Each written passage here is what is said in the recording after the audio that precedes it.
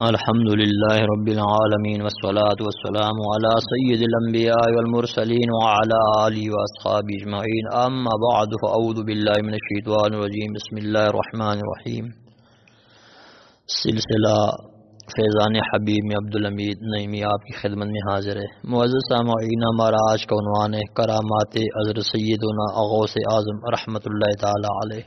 اس میں ہم کرامت کا مفہوم، کرامت عطا کرنے کا مقصد اور کرامت کے بارے میں اہل سنت کا موقف اور کرامات کا ثبوت، اور آخر میں یہ بیان کریں گے کہ حضور غوث پاک رحمۃ اللہ تعالی علیہ کی کچھ کرامات اللہ تعالیٰ کلمہ حق زباں پر جاری فرمائے۔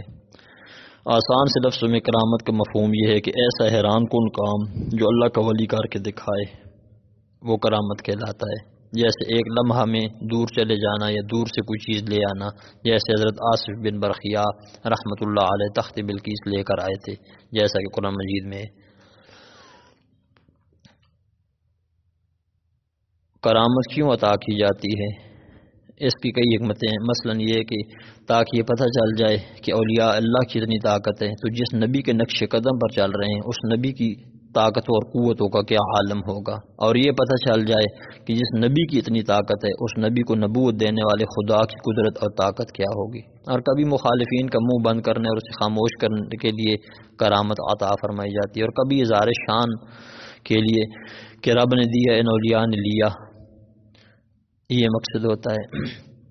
اہل سنت و جماعت کا عقیدہ اس مسئلے میں یہ ہے کہ والکرامات حق اے ثابت بالکتاب والسنہ، کہ کرامات حق ہیں، ان کا انکار کرنا گناہ ہے، یہ قرآن اور سنت سے حدیث سے ثابت ہیں۔ قرآن مجید میں اس کی کئی مثالیں موجود ہیں، جیسے حضرت مریم رضی اللہ تعالی عنہا کو بے موسم پھل ملتے تھے، حضرت سیدنا سلیمان علیہ السلام کا وزیر حضرت آصف بن برخیا کئی ماہ کا راہ تھا، باری تخت بلقیس لے آیا، اور دیر کتنی لگی، رب فرماتا ہے قبل ان یرتد الیک طرفک، حضرت سلیمان علیہ السلام نے بھی آنکھ بھی نہیں جھپکی تھی کہ وہ تخت لے آئے۔ اور حضرت مریم رضی اللہ تعالی عنہا کی یہ کرامت بھی موجود ہے کہ سوکھے ہوئے کھجور کے تنے کو ہاتھ لگایا، اسی وقت وہ ہرا بھرا ہو گیا، پھول لگے، پھل لگے، پھر بورا ساتھ لگا، پھر کھجوریں تیار ہوئیں، پکی اور آپ کی گود میں گری۔ اور ایک مثال یہ بھی ہے کہ اصحاب کہف ہزاروں سال سے سو رہے ہیں اس غار میں، حالانکہ بھوک تو لگتی ہے نیند میں بھی، جسم سلامت ہے، ہڈیاں ان کی ساکت اور جامد نہیں ہوئی، ناخن اور بال ان کے بڑھتے ہیں، یہ کرامات کے پہلو ہیں۔ اور سورج ان پر دھوپ نہیں ہونے دیتا، اور رب تعالیٰ خود ان کو کروٹ بدلاتا ہے، جیسے قرآن مجید میں ہے کہ وَنُقَلِّبُهُمْ ذَاتَ الْيَمِينِ وَذَاتَ الشِّمَالِ، اور ان کا روب اتنا زیادہ ہے کہ آدمی مارے ڈر کے بھاگ جائے۔ رب فرماتا ہے وَلَمُلِئْتَ مِنْهُمْ رُعْبًا۔ تو خلاصہ یہ ہے کہ کرامات درست ہیں اور قرآن مجید سے اور حدیث سے ثابت ہیں۔ حدیث پاک میں ہے کہ حضرت عمر رضی اللہ تعالیٰ عنہ نے نہاوند کے مقام پر لشکر کو شکست ہوتے دیکھ کر ادھر ہی سے مدینہ منورہ سے بیٹھ کر آواز پہنچائی کہ اس طرح لڑو کہ پہاڑ تمہاری پشت کے پیچھے ہو۔ انہوں نے ایسے کیا، جنگ میں فتح ہو گئی۔ آپ حضور غوث پاک رحمۃ اللہ تعالی علیہ کی کچھ کرامات آپ کی خدمت میں حاضر کرتا ہوں، آپ کی خدمت میں پیش کرتا ہوں۔ حضرت ابو المظفر منصور بن مالک آپ کی خدمت میں حاضر ہوئے، وہ فلسفہ اور علم روحانیت کے بہت زیادہ شیدائی تھے۔ آپ نے ان کا حال پوچھا، ان کے ساتھ ایک کتاب بھی تھی، فرمایا یہ تیری بری ساتھی ہے، اسے ضائع کر دو۔ وہ فرماتے ہیں کہ مجھے وہ کتاب بہت عزیز تھی، دل نہ چاہ اٹھا، بات آئی گئی ہوگی، آپ نے جلال بری نظر فرمائی اور کتاب دیکھی، پھر اپنے پاس منگائی، پھر مجھے واپس کی تو میں نے دیکھا کہ بالکل وہ صاف ستھری ہو گئی، اس میں کوئی ایک لکھائی بھی نہ تھی، کورا کا کورا ورک ہو گیا۔ پھر آپ نے مجھے مانگی، مجھے واپس دی، واپس دے کر پھر مانگی، پھر مجھے واپس کی، فرمایا یہ فضائل قرآن کی کتاب ہے جو محمد بن قریش رحمۃ اللہ علیہ کی لکھی ہوئی ہے، یہ لیجئے۔ تو میں نے دیکھا وہ واقعی فضائل قرآن پر مشتمل کتاب تھی، اور محمد بن قریش کی جو لکھی ہوئی کتاب تھی وہ تھی۔ اور ایک دفعہ آپ نے خادم کو کچھ فرمایا، اس نے انکار کیا، پھر فرمایا، پھر اس نے انکار کیا، آپ نے اس پر جلال بری نگاہ فرمائی، وہ بیمار ہوا اور گرا اور پی پر خون جاری ہو گیا، جسم پھول گیا، لوگوں نے درخواست کی کہ اسے معاف کر دیا جائے، تو آپ نے دوبارہ اس پر نگاہ فرمائی تو اس کی وہ حالت جاتی رہی، درست ہو گیا۔ قرآن مجید کی مجلس جاری تھی، آپ لوگوں کو قرآن و حدیث پڑھا سمجھا رہے تھے، ایک پرندہ شور کرتا وہ اوپر سے گزرا، آپ نے اس کی طرف نگاہ جلال فرمائی، وہ گرا اور مر گیا۔ پھر آپ نے علیحدہ سر اور جسم ہاتھ میں لے کر پڑھا، وہ پرندہ زندہ ہوا اور پرواز کر کے وہاں سے چلا گیا۔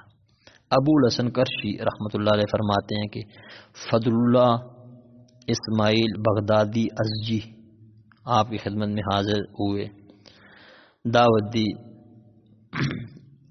کہ کھانا کھائیے۔ حضور غوث پاک رحمۃ اللہ علیہ نے ان کو دعوت دی کہ کھانا کھائیے۔ انہوں نے کھانا کھایا، پھر انہوں نے دعوت دی کہ آپ فلاں دن میرے پاس تشریف لائیے، میں آپ کی دعوت کرتا ہوں۔ تو حضور غوث پاک رحمۃ اللہ تعالی علیہ اس دن آپ کے پاس تشریف لے گئے۔ بغداد شریف کے اکابرین بھی وہاں موجود تھے، کھانا حاضر خدمت کیا گیا، آپ نے کھانے کی اجازت نہیں دی۔ راوی فرماتے ہیں کہ حضرت شیخ علی بن حیتی رحمۃ اللہ علیہ کو حضور غوث پاک رحمۃ اللہ علیہ نے اشارہ کیا کہ وہ صندوق لے آئیے، وہ لائے، کھولا گیا، اس میں ایک بچہ تھا جسے برس کی بیماری تھی، کوڑ تھا، تو آپ نے اسے حکم فرمایا قوم بإذن اللہ، اٹھ اللہ کی اذن سے، تو وہ اسی وقت ٹھیک ہو گیا اور نکلا اس باغ سے اور دوڑنے اور کھیلنے لگا۔ حضرت شیخ ابو عبداللہ محمد بن الخضر الحسینی الموصلی رحمۃ اللہ علیہ فرماتے ہیں کہ میرے والد 13 سال حضور غوث پاک رحمۃ اللہ تعالی علیہ کی خدمت میں حاضر رہے۔ انہوں نے دیکھا کہ جو مریض لا علاج ہو جاتا وہ وہاں لایا جاتا اور شفا حاصل کر کے جاتا۔ خلیفہ المستنجد باللہ کو استسقاء کا مرض ہو گیا، کہیں سے بھی اسے شفا نہ ملی، آپ کے پاس لایا گیا تو آپ نے اس پر ہاتھ پھیرا اور دعا فرمائی، وہ درست ہو گیا۔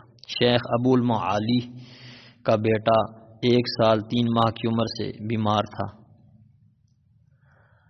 تو آپ نے اس کے لیے دعا فرمائی، وہ درست ہو گیا۔ حضرت ابو عبداللہ محمد بن فتح الصائح فرماتے ہیں کہ مجھے زکام تھا، رطوبت نکل آئی، مجھے بڑی شرمندگی ہوئی، تو آپ نے فرمایا اب تمہیں یہ مرض کبھی بھی نہ ہوگی۔ فرمایا 83 سال میری عمر ہو گئی، ابھی تک مجھے زکام نہیں لگا۔ شیخ عارف بونے مشہور تھے، آپ نے ان کے لیے دعا فرمائی تو وہ لمبی عمر والے ہو کر فوت ہوئے، 137 سال ان کی عمر تھی۔ حضرت ابو العباس حسینی موصلی رحمۃ اللہ علیہ فرماتے ہیں کہ میں نے ایک دفعہ خواہش کی کہ حضور غوث پاک کو کرامت دکھائیں، آپ نے میری اس کیفیت کو جان لیا اور مجھے فرمایا کہو کیا چاہتے ہو؟ میں نے کہا بے موسم پھل آ جائیں، تو اسی وقت بے موسم پھل غیب سے آگے 2 سیب نمودار ہوئے۔ اس وقت خلیفہ وقت موجود تھا، ایک اس کو دیا اور ایک خود کاٹا۔ جو خلیفہ والا تھا وہ ترش اور بدبودار تھا اور اس میں کیڑے تھے، آپ والا میٹھا بھی تھا اور خوشبودار تھا اور عیب سے سلامت بھی۔ تو اس نے وجہ پوچھی تو آپ نے فرمایا تو اپنی رعایا پر بہت ظلم کرتا ہے، اس کا اثر تیرے ہاتھوں کے ذریعے اس سیب میں زہر ہوا۔ ایک عورت آپ کے پاس اپنے بیٹے کو لے کے آئی کہ اسے آپ اپنے پاس رکھیے، پڑھائیے لکھائیے، اس کی تربیت کیجیے، اسے آپ سے بہت محبت ہے۔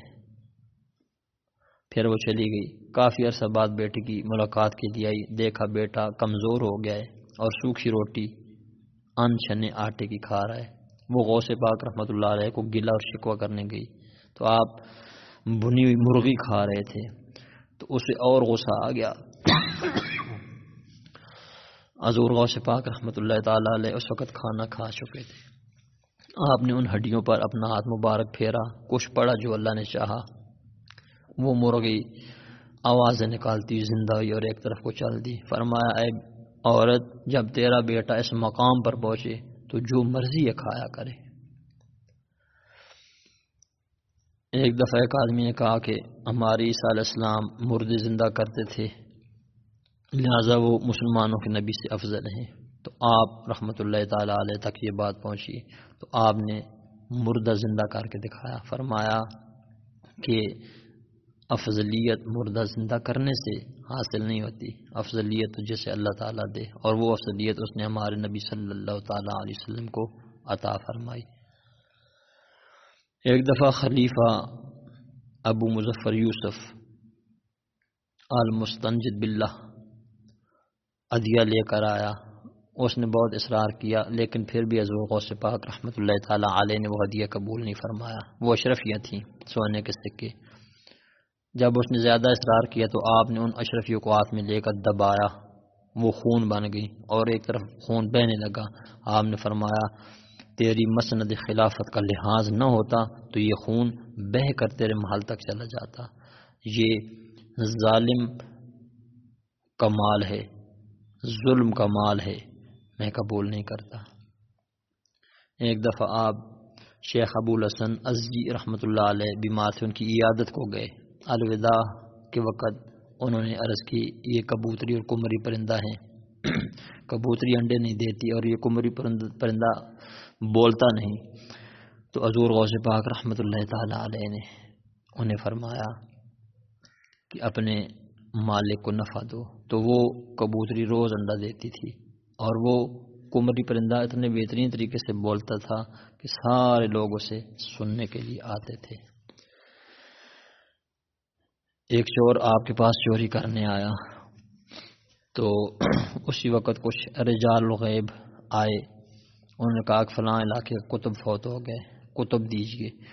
تو آپ نے فرمایا یہ چھپا ہوا یہ لے جائیں۔ اس چور نے کہا کہ میں تو چور ہوں، چوری کرنے آیا ہوں، میں تو کتب نہیں۔ کتب یہ اولیاء کرام میں ایک خاص مقام اور عہدہ ہوتا ہے۔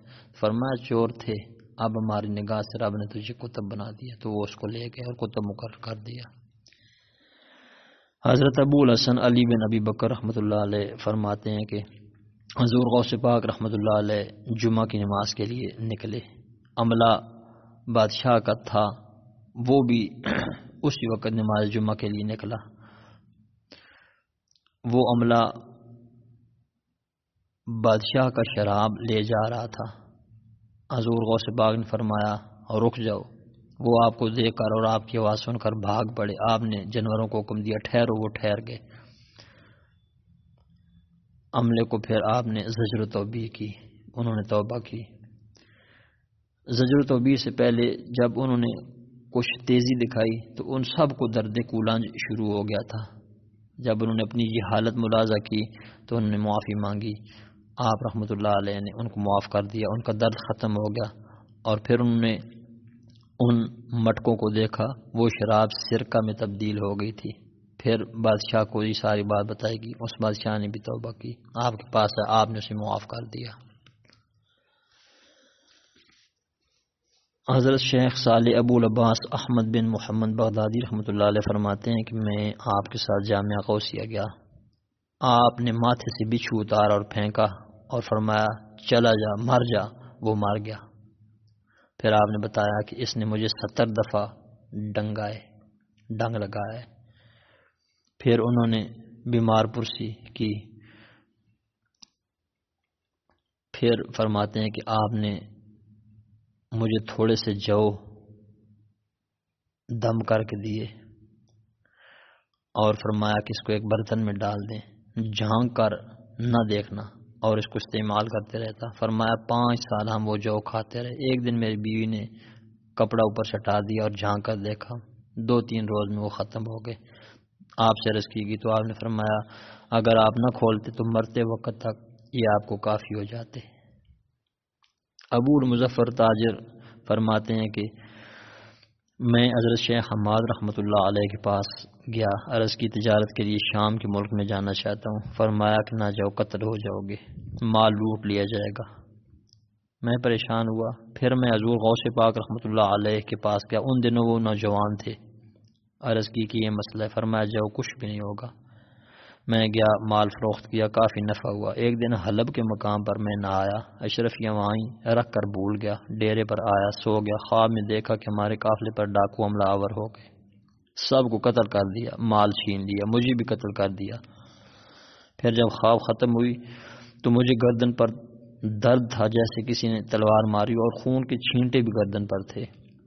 پھر مجھے مال یاد آیا، میں وہاں گیا، مال وہاں ہی پڑا ہوا تھا۔